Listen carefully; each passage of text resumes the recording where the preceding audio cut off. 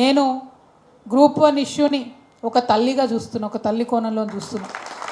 ఎందుకంటే ఒక బిడ్డకు ఉద్యోగం వస్తే ముందు తల్లి సంతోషపడుతుంది, ఇంటిల్లిపాది సంతోషపడుతుంది. ఒక తెరిపి వస్తుంది ఒక బిడ్డకు ఉద్యోగం వచ్చిందంటే. ఆ కోణంలో చూసినప్పుడు ఈ బాధ ఎంత, ఈ దుఃఖం ఎంత అన్నది అర్థమవుతుంది. ఎందుకంటే తెలంగాణ రాకముందు కూడా కొట్లాడింది అందుకోసమే. మేము ఆ తల్లులకు స్వాంతన కలగాలి, తెలంగాణ తల్లులు సుఖంగా ఉండాలి, సంతోషంగా ఉండాలనే ఉద్యమం చేసినాం. కానీ దురదృష్టం ఇప్పటికీ కూడా పోరాటం చేయాల్సి వస్తుంది. ఒక పక్క బాధ అవుతున్నప్పటికీ ఆ బాధను దిగమింగుకొని ఖచ్చితంగా కొట్లాడాల్సినటువంటి అవసరం అయితే ఉన్నది. అందులో వేరే సెకండ్ థాట్ లేదు. అశోక్ అన్న గారు చెప్పిన మీరు మాతో ఉండాలి, మాతో ఉండాలని. ముందు నుండి మీతోనే ఉన్నాం, సమయం సందర్భం చూస్తున్నాం. ముందు వస్తేనేమో ప్రభుత్వానికి అవకాశం ఇయ్యరా అంటారు, లేటుగా వస్తేనేమో మీరు మాతో రాలేదంటారు. ఈ రాష్ట్రంలో ప్రతిపక్షాలకి కొంచెం ఇబ్బందికరమైన పరిస్థితి ఉంది. ఎందుకంటే ముఖ్యమంత్రి మంచోడని ఆయనను మనం అధికారంలో కూర్చోబెడితే ఆయన మాటకారి ఉన్నాడు.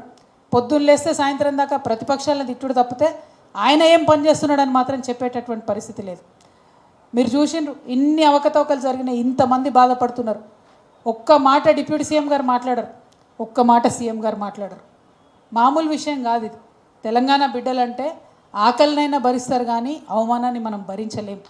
ఇవాళ నిరుద్యోగులందరినీ కూడా ఒక నిర్లక్ష్యంతో, ఒక తృణీకారంతో వీళ్ళదేముందులే పిల్లలు వీళ్ళేం చేస్తారు అన్నట్టుగా ప్రభుత్వం వైఖరి ఉన్నది. చూసినాం 6 నెలల నుండి మేము కూడా చూస్తున్నాం. మా వాయిస్ ఇస్తున్నాం కానీ ప్రత్యక్షంగా ముందుకు రాలేదు. కానీ ఇవాళ దిగినాం.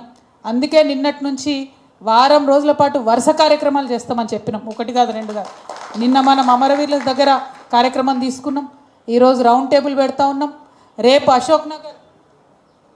అశోక్ నగర్ పిల్లర్ నంబర్ 21 దగ్గర వంట వార్పును కూడా చేయబోతా ఉన్నాం.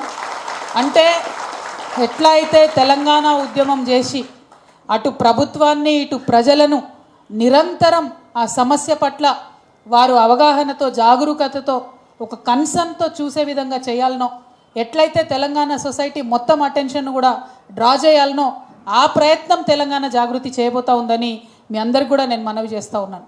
అందులో భాగం ఖచ్చితంగా మీరు చేసేటటువంటి న్యాయ పోరాటంలో మీ సోదరిగా తప్పకుండా మీకు అండగా ఉంటానని కూడా నేను తెలియజేస్తూ ఉన్నాను.